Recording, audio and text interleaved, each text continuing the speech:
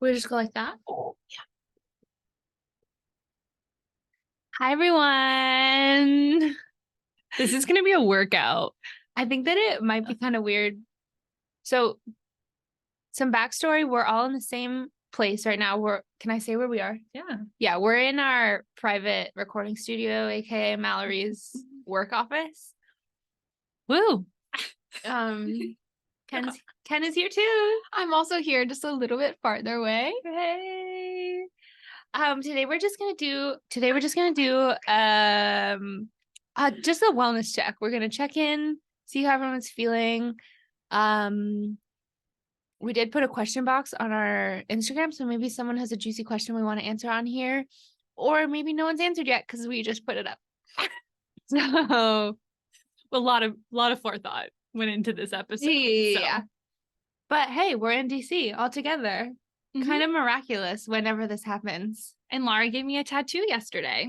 I did. Yeah, it went super well. I gave you a little citrus baby. Wait, let's show. Oh yeah. I forgot we're on video. So freaking cute. Yeah. Whenever the second skin is on, if you've ever had a tattoo, you'll know this feeling is that sometimes, you know, when the tattoo's finished, it looks so crisp lines, and then the Saniderm is on, and it's like the plasma starts to. Sorry, I'm gonna go. Whenever you do that to me, I feel like you're like a guy pushing my head. I was just saying that. Onto. Yeah, I didn't like that. I had that thought too, which is scary. I just want your beautiful voice to be heard. Yeah, back to that tattoo. It's like the Saniderm is on, and then the plasma kind of makes the lines a little less crispy, and you're kind of like, wait, what's happening? But it'll go back. I did panic a little bit this morning, and I did Google it. Really? You just asked me. I was asleep. Oh yeah, true. No, I wasn't that worried about it, but then I was sort of like, did I do something wrong? No. And then no, it was fine, obviously. I think I need to put that somewhere on like you definitely do thing, because yeah, I need to put that somewhere, because a few people were texting me and I'm just like, this is so normal. Yeah. It's part of every tattoo. If you Google it though, the first thing that comes up is don't freak out. This is like good and normal. It's so good. So I feel like if people do any basic research, they'll understand, but a preliminary Google will calm me down. Yeah. Great. Sorry, I was just like living in my own head over here for like quite a long time. I was thinking how we should show both of our, because now we both have left arm. On your left arm, guys. And then I'm gonna get that one eventually too. Yeah, no, I really want you to. Yeah, or some sort of like tent related one. And I have my strawberry, which neither of you guys did, but fruit. Yeah. I think we're all a bit delusional. I'm not gonna lie. This is not the most stable I think we've all felt. Why would any of us be delusional when right have now? we ever come on this podcast as stable? That's true. At least from my perspective. I feel like the name of this pod should be like Unstable Girls or something. Unstable Girls on the mic. Yeah. Wow. Okay, so this trip has been busy. I'm not going to touch your head, don't worry. Yeah, I'll keep my hands to myself. A busy trip. Can we start with the fact that Mal got married officially on Monday? Yes.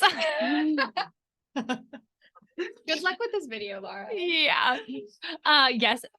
So yeah, I think we've said it on the pod before, but we obviously got married July 30th in California, and Ryan and I thought we were being super smart and cool by getting married in Arlington. Turns out that it wasn't smart or cool, and it was really hard. So then we just ended up getting married in Washington, D.C. on Monday. But then when we got Fitz, we had to figure out someone to take care of Fitz. And luckily McKenna was here. So she walked Fitz around while we went in, did the paperwork, and then we decided to self-officiate our wedding. So we had to walk away from the courthouse grounds, sign the docs, and then go back inside. It was a process, but yeah, that it happened. We're legally married, partner and husband and wife. And that is all she wrote. And it's funny because I had a child out of wedlock.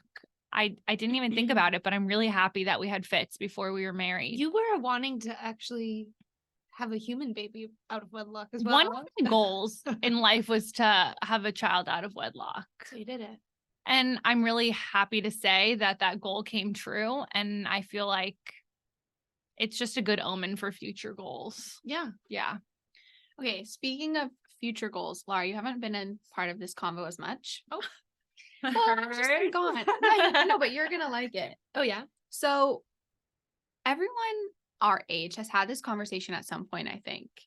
But Mal and I have been having a lot of talks about that we need to live in close proximity, aka on the same property, aka have a little bit of a commune. Mm-hmm. And obviously Laura's on board. We haven't asked her yet, but I literally thought that was implied. okay, yeah. Okay, but McKenna and I did find a house, and though it is not going to be what we end up doing, the 4-bedroom, 4-bathroom one. Oh Um, my god. I We're all mean, in one house. I don't know. You guys seem more anti that. I'm like all in on living in one house, maybe because I feel like I need less space than you guys. Yeah. I'm like, I just want to be around people all of the time. But I really want that because I think especially having fits, I'm like, wow, it would be so nice to have like friend support all of the time and like be Mhm. able to do the same thing. Like, You mean family support? Mhm. yeah. Like chosen family. Yeah. Ah. Okay, just family. Oh my gosh. Okay, wow. The glares. Because it's like I could take care of Douglas and Fitz and McKenna could have a whole day off and go like on a date or something. Wait, whoa. Why is that hilarious? It's not. It was just like maybe that's holding you back right now. I don't know. A date or something. LMFAO. Can you imagine? Can you imagine McKenna dating? Yikes. No. Didn't know we were a comedy podcast. Yeah. Wait, say we need to say where we got this idea from or where we started talking about this. We've been talking about this for a while, but also Oh, the specific. the specific thing that instigated it this time was that we saw I don't know her name. Cameron Oaks Rogers. Yeah, so we Maybe? saw her. I saw her story and I sent it to Mal and Lara and I said, we need this for our future. And it was basically a scenario where she had a friend come over and they spent the entire day, these two families together, and they basically traded off so that each person got us like hours of downtime, which I think is genius. And then that spurred the conversation of like, okay, in the next 5 years, when like maybe things start going for us with the baby. Yeah. Fingers crossed. Laura just knocked on wood. I'm Um, superstitious. Anyways, we realized that needs to be something that we have instituted already. So we should look into properties now. So, but then the problem is, I feel like Laura's a city girl, Oh, yeah, that is. and I feel like McKenna's a rural girl, and I feel like I'm ambidextrous. Yeah, you're a switch. Which I feel like I could really do I could really do either and be happy. Okay, I feel like this is just going in the wrong direction. So I feel like we'll have to negotiate. Yeah, we'll have to really plan around all of our needs. It's Yeah. 11:11, make a wish. Okay. It's not even- We'll just plan well. I don't know if, like, the planning part is the part I'm worried about. But I mean, I will say, like, I think it'll be easier on McKenna's side to get rural property to build 3 homes on versus I'm not sure downtown San Francisco is really the right place for us to have a commune. There's tons of free space there. No, we need somewhere that's like in the middle. We need somewhere that's on the outskirts of a medium large town. City. Yeah, don't say A town. medium large city. I'm talking maybe 100,000 people minimum on the outskirts of. And guess what? I don't know if you knew this, but the federal government is offering incentives to move to some rural land, but sometimes they're on the outskirts of big places. Yeah. So we just got to do our research. I mean, this is the future, in my opinion, is like No, family support not just being your like biological family. but yet it's the future and also was the past that we just Yeah. ran away from. Yes. We're making skipped. a full circle moment. Yeah. Yeah. What were we just talking about that? Oh, we were talking about that with cable, that cable died out just for now streaming services just to look like cable again. Yeah. Full circle. It's the bell bottom jeans of Yeah. the universe. I hope skinny This jeans is the don't name come of the episode. Okay, how else are we doing? I'm not so hot today. Is it because I'm leaving? Is it because you're in your luteal phase?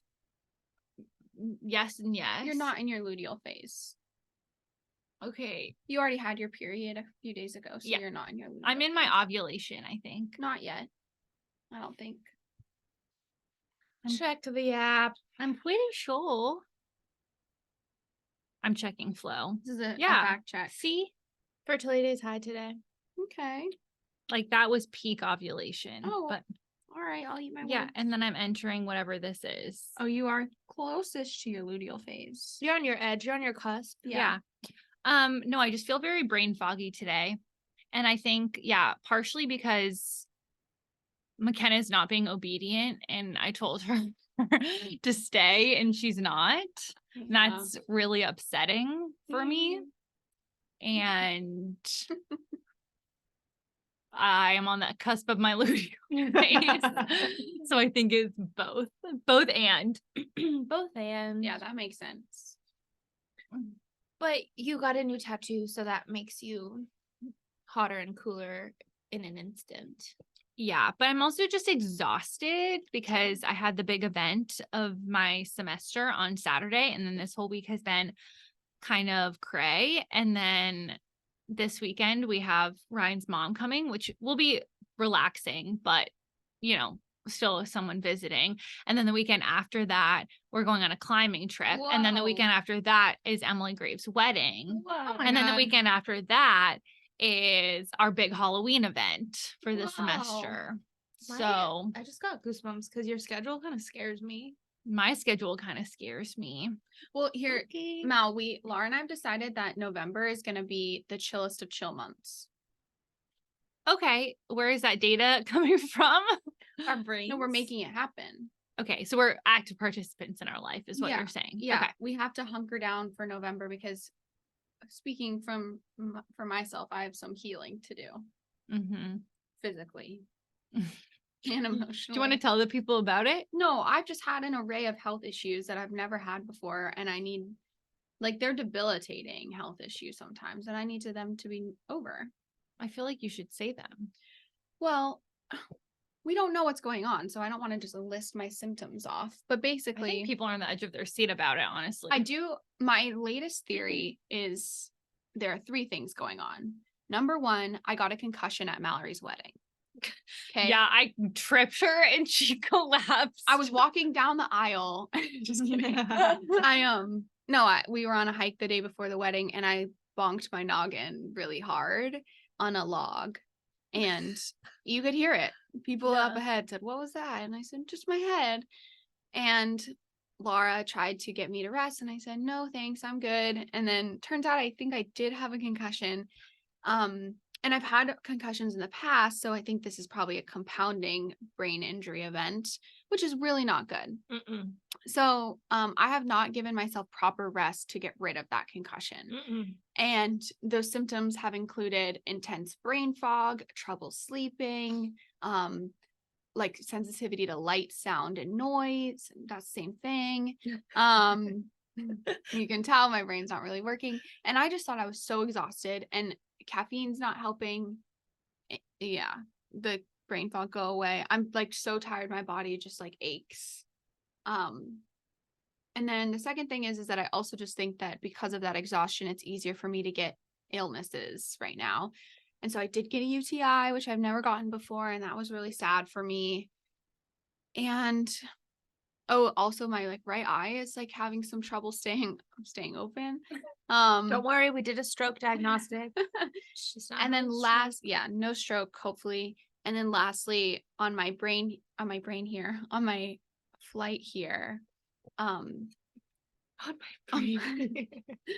flight here, my ear crystals got a little shaken up, and then I had vertigo the entire time I've been in DC, which has been kind of horrible. Right. Because DC is land of lots of elevators and escalators Yeah. and subways A and lot of trains moving. and movement. It is a big city. Yeah. It is. Yeah. So that's that. Are That's you why sure we're it's not just resting. your luteal phase? Yeah, I'm pretty positive. Yeah, it's been going on for Yeah. a second. For loss of appetite, it gets ya. And when you're a working mom, it's pretty hard to just Yeah. drop it all. Yeah. I don't know if you guys knew that. When you're a Mhm. working single mom. Literally, you are. Yeah. Yeah. But Mal's been taking pretty good care of me. And then when Laura came, she was also taking good care of me.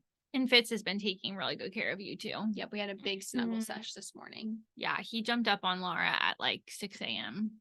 Yeah, it honestly kind of scared me, but I think I scared him back and then I felt bad. No, he's fine. Okay. No, he immediately just jumped up on you and I was like, Fitz, get off. And he didn't listen. Yeah. Heart wants what it wants. Yeah. Speaking of Fitz, I can talk about my realization. What realization? Well, in therapy last week, I was talking more about getting fits and how Ryan had a really hard time with it. And we were talking a little bit about like sacrifice and how, like, I feel like I've taken this transition a lot better than he has in some ways. And even though his reaction, I think, is pretty normal, like a normal, Puppy blues are just universal. I was in the puppy blues for months. Yeah. we've called it like post puppy depression. Yeah, Like literally. postpartum depression, but puppy. But we were talking a little bit about why, like, I feel like I've transitioned so quickly to just like, okay, this is my life now. And I think part of it is like just a maternal drive, but I also think part of it is like my reliability thing, where as soon as I have a responsibility, I'm just like, okay, now I shall complete and Mhm. achieve this thing.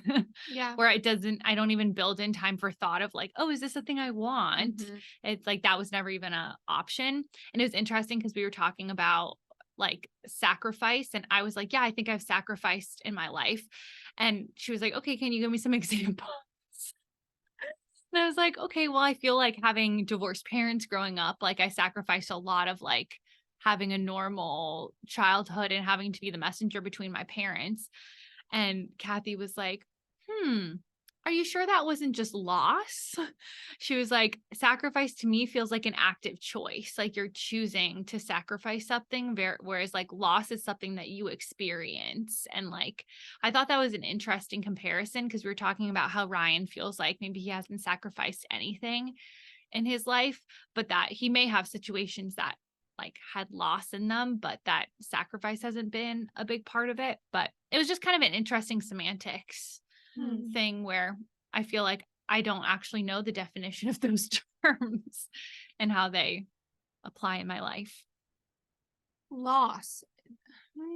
I'm having a hard time with that because I do feel like part of you growing up with divorced parents, it like you could have just been kind of the kind of kid that was like, I'm just gonna like go to mom's or I'm just gonna go to dad's. But like I feel like you have always been so conscious, like always had their happiness and well-being in mind that I think it kind of sacrifices some of your not, I guess, like, I don't know.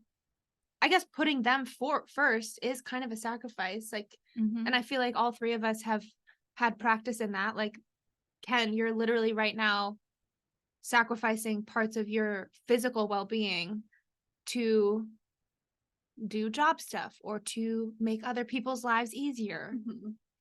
Like, that's kind of just a continuous thing. I also think just women in general are used to sacrificing some of their needs all of the time. All the time. Yeah.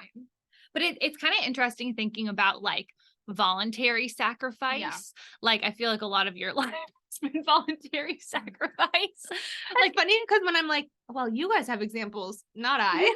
Well, I don't feel like I have many, but when I was thinking about you, Laura, I was like, I mean, you sacrificed a lot the first year at the Coast Guard or like the first summer at the Coast Guard. Like that's you choosing to sacrifice a lot. There's also gain, but like I like the perspective though of loss here, because if I took my childhood on it, I would say, oh, I made a lot of sacrifices, but I didn't have choice in that. Yeah. And you didn't have choice in that. So it is like that was taken from you. Yeah.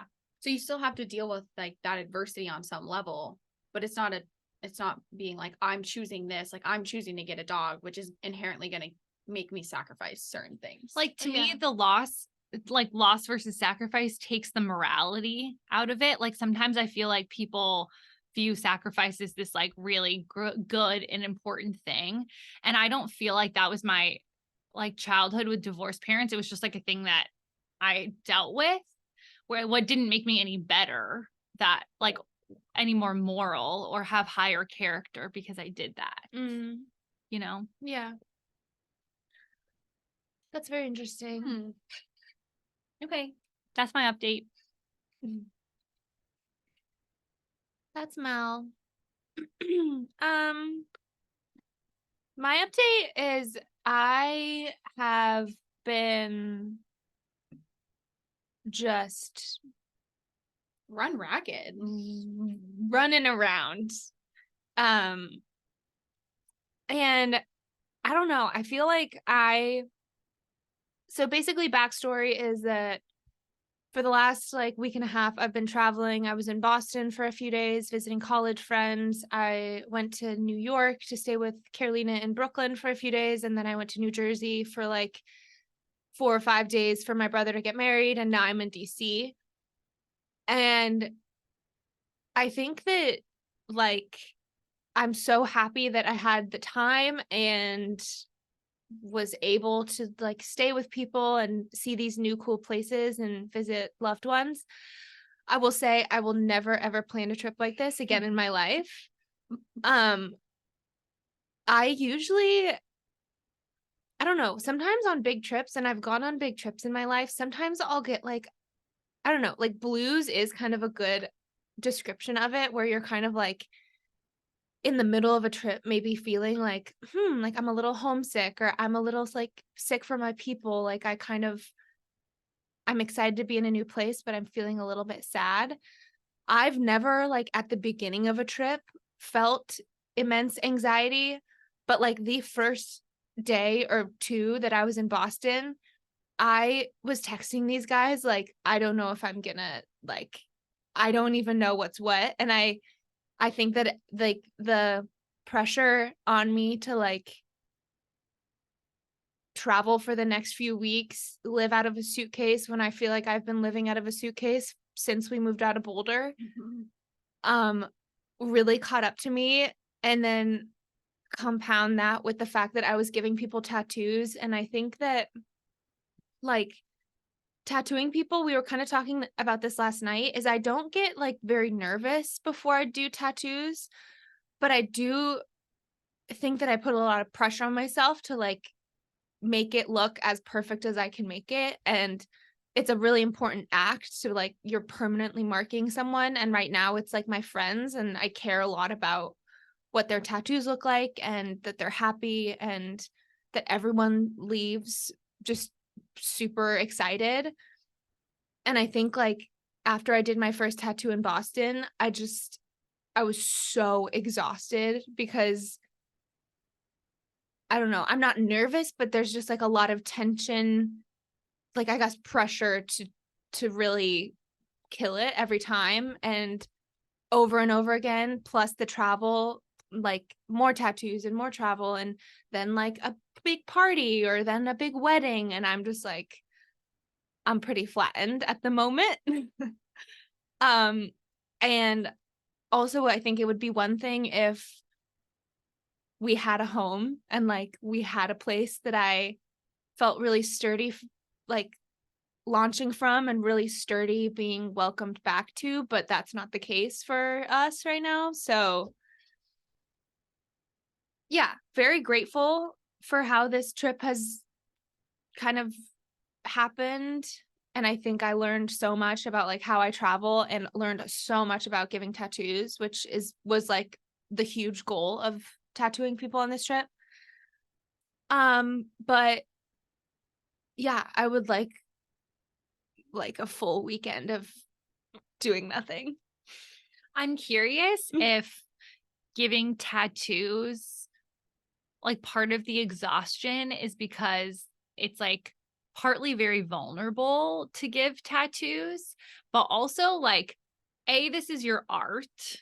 So there's that piece. But two, like it feels like you kind of put your heart into each one in a way. Cause one, it's like literally your art, but two, it's like the work you're putting into it. Yeah. So, I mean, I feel like it's more exhausting than like just doing anything else. Like that feels like a lot of layers.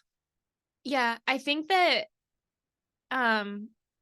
when I kind of anticipated and asked for people to sign up to get tattoos on this trip, I did not take into account the fact that it is a very like intimate experience to have with someone, especially maybe like I was mostly tattooing friends on this trip, but some of them were closer friends and some of them were a little bit further disconnected from my life. And those tattoos, like, I think it's easier with friends to be like, hey, I'm feeling a little bit tired. Can we just like throw on a TV show or can we just listen to a podcast right now?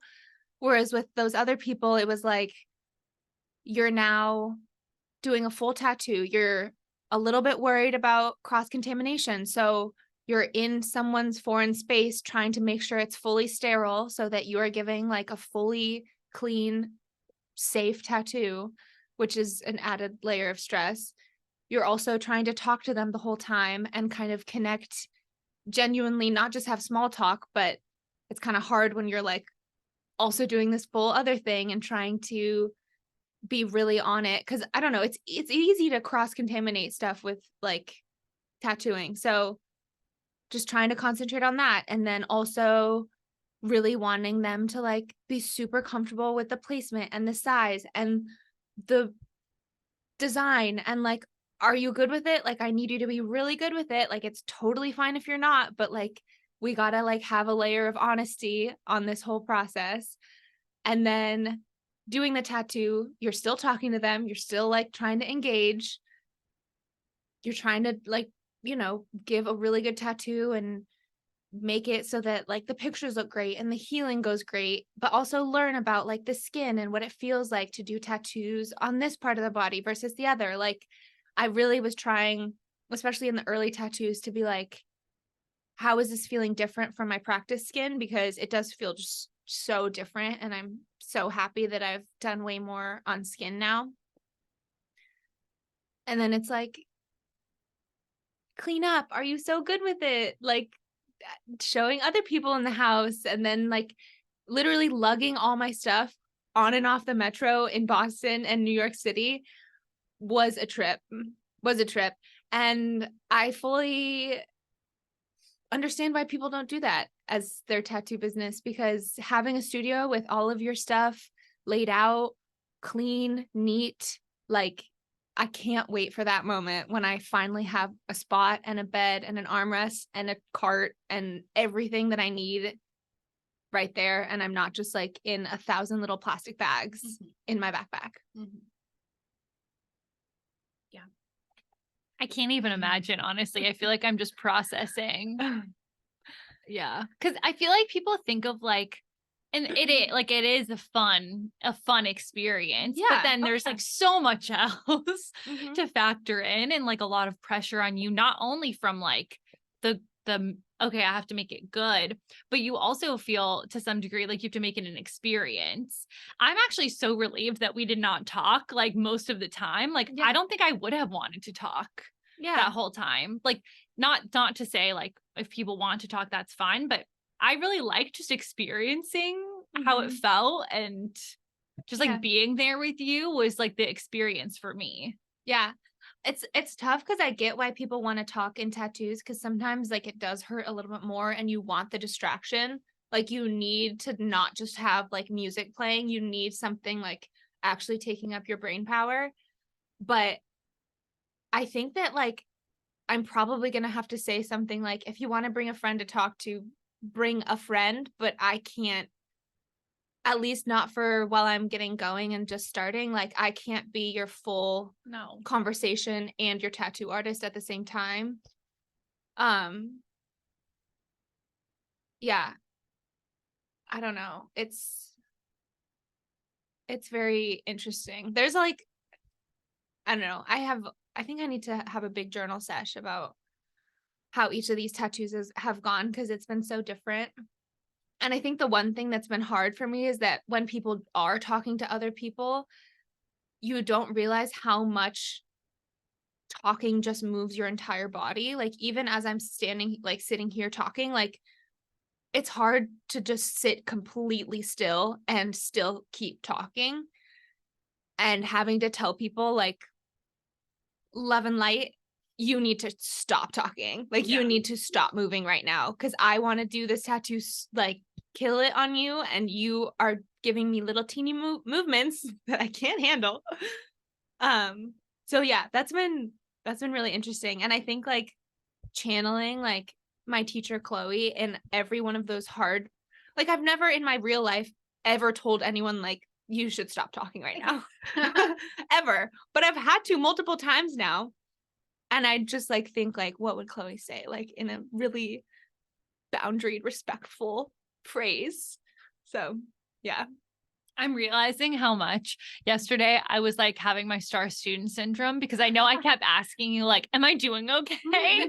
Like, am I doing everything that you need? Yeah, I was like, are you okay? And you're like, no, but are you okay? Am I good?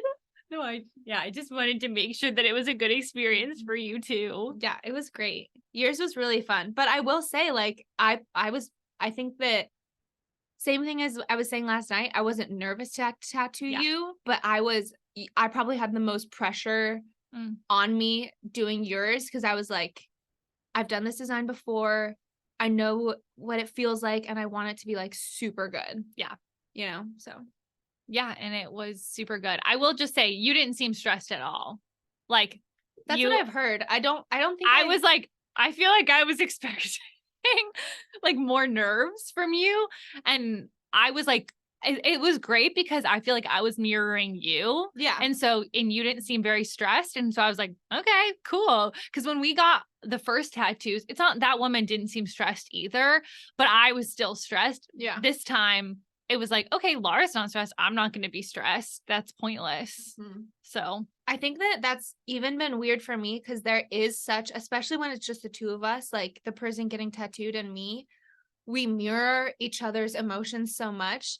And I think that, like, one tattoo I'm thinking of in particular, I was very, very calm before and after the tattoo. And I think that I was a little bit, like, taken aback by how non-animated my friend was. Because I was like, we're done. And she was like, I love it. And I was like, what? Why are we like, yeah, I don't know, like she really liked it and I really liked it, but I think that I was like baseline pretty low, and then she was like, I'm good with it. Like whereas sometimes if you're super excited and operating from a really high level, yeah, the other person will then meet you and be like, I love it. So I don't know. That was funny for me to be like, why wasn't she super animated? Because I wasn't doing that either. Yeah. If you had started jumping up and down, I think I would have also started jumping up and down, you know. That usually happens. Yeah. Yeah. But I don't know, in conclusion, like Wrapping up, just to wrap up, I think that I love tattooing. I can't wait until I have a space of my own, and I cannot wait until I have a little bit more space in my brain to keep designing new stuff, because I don't know, I think, like, my goal as an artist is to make really unique, fun designs that people are like, oh my God, I think I know where you got that tattoo, like da da da da da. Because I love those artists, and I definitely have those tattoo artists where I'm like, that style is so whatever. And right now I think that I'm mostly designing to, like, the masses, like, what do people love? Flowers, fruit, that kind of stuff. but I also want to get into like more of my style, I guess. I feel like 1 second. Dive in. I think that your designs right now do show your specific style too, though. Yeah. Like if I saw your sheets, I'm like, oh, Laura did these. Yeah. And you can really tell. Like I'm not able to be like, this is how you can tell, but I know. Yeah. Yeah. I think it's a lot of like this tattoo little travel tour that I did, because I'm new, I made my designs very simple and people chose very simple designs. Like a lot of people chose the same flowers or the same arrangement because it was like, I know this will probably look good. And I think I'm just excited for when my skill level kind of meets the level of design that I'm trying to get. And hopefully, like, I don't know, I'm excited for the experience of tattooing the first person that I don't know. Like my first stranger will be exciting because everyone I've touched has been a friend or an acquaintance or a friend of a friend. So yeah. Can I give some updates that aren't just my health stuff? Oh yeah. No. Okay, so I have a couple quick updates and then I have a quick Oh my rant. God, yeah. Yeah. My Sorry, I saw your note page. okay, so first things first that I need to tell everyone is that I am taking a course which I've been thinking about for months, and I finally decided I was going to do it. I got a little bit of a scholarship offer to do it, and I am so glad that I am doing this course because I'm literally a week and a half in and it's already changed my life. And it's a somatic trauma therapy certificate course. So it's like going over, how our body therapy in a somatic way processes trauma, all the things. And I took it as kind of a gauge to see how I would feel about going to grad school to become a therapist. And right now it's feeling really good. And so that's my second update, that I'm doing some research right now, preliminary research.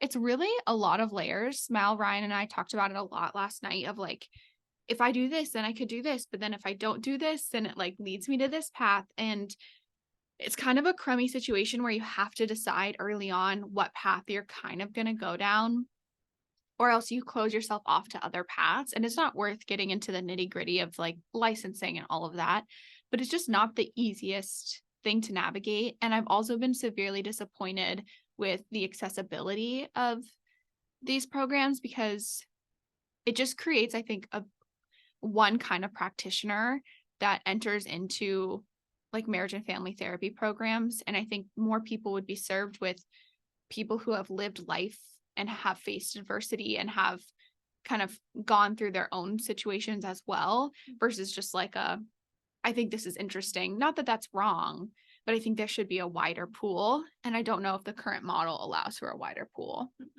So there's that. Other than that, I've just been doing a lot of readings in my free time, which has been nice to kind of get my feet back into it because I really like working one-on-one with people. And yeah, that's been nice. Do you want to talk about how like excuse me, when you have the capacity for readings, they flood in? Oh yeah, that's a cool thing. So I don't market myself at all. And so most of it is just word of mouth, but it's really cool to watch that without me doing any kind of work into being like, okay, I'm ready for more readings right now. When my schedule opens up, I automatically get like booked. And it's just a cool thing, especially when I have big purchases. So like when I took a jump for this certificate, that was a big purchase. And then literally the same day I bought a mattress, which like for thank you. That's huge. I know. That's huge. I know. But for my like self, I was like, we have a mattress to sleep on. Yeah. For myself, like those are just two big purchases that I like. Doing big purchases on my own is still kind of scary for me. Yeah. Even when I've had the money saved and put aside, I want to like keep it and I don't want to do it. Anyways, I had like the amount of readings booked to cover my entire tuition for this course that I signed up for, Like, which in is a like day. which is like insane to think about. Yeah. It's really, really cool. And so that's just like a little bit of magic that I think comes It's into magic. my life that is fun. Also, to talk about at a later date, sometimes I think I want to talk about it at a certain point where sometimes I don't mean to curse anyone. But there are Oh. times where like after someone does me wrong, they don't do well. And like This I is a don't warning. and I don't do anything in particular to like do anything, send bad vibes to anyone. Yeah, you're not like doing chants. I'm not doing or- rituals or anything, but No. I'm just like, that's karma, baby. Or it's your powers at work. Maybe. Okay, I have one last final rant. Mhm. Okay. So we've talked a lot about times of transition for the three of us, and then also I think doing readings, a lot of people have been coming to me in times of major transition. And something that I just have been noticing in my own life is how uncomfortable some of those transition times can be, and how my anxiety and irritability can mount for like the things that kind of need to be put to bed that were in the past as I'm moving into new things. Like for example, like something I'm transitioning, let's say for a random example, out of a job into a new job.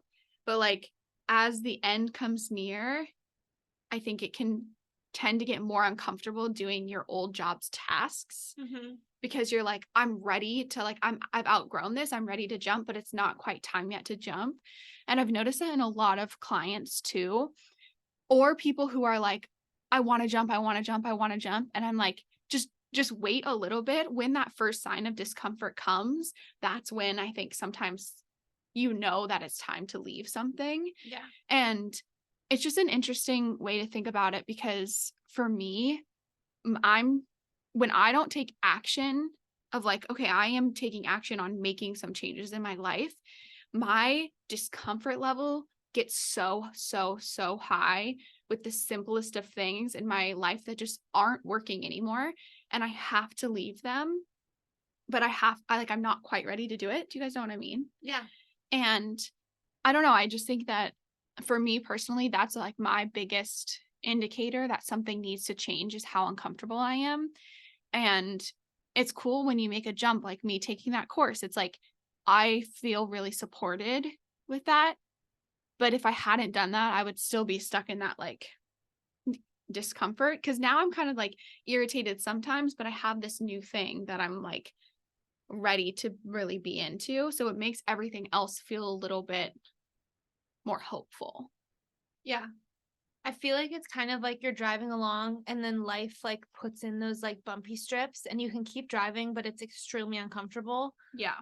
And like this trauma cert for you is a little bit of outlet of like smooth road where you're Mhm. like, this is my path. We're good. Mm-hmm. But obviously there are still parts of your life where like it's gonna be a little uncomfy, sticky, Yeah. bumpy.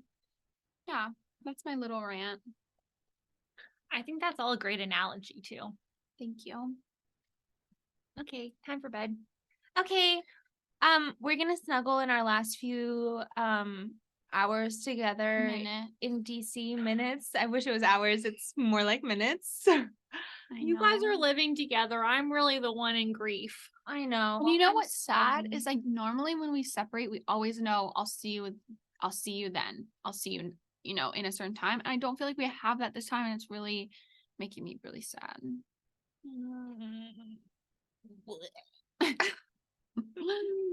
Okay, well, on that happy note, And we'll leave you with that. we love you and we can't wait to chat next. And hopefully we'll have a date and time to snuggle again, and then we'll be just a happier bunch of ladies. But we Yeah. are happy. Like, Yeah. we're excited for the future. We're just a We're little excited for our commune. we're excited for our commune and excited for community care, but we are a little tired. overwhelmed. Yeah. Yeah. But Okay. that's life. That's life, baby. That's how she rolls. Okay. Love you. Talk to you soon. Bye. Say bye, Mal. Bye.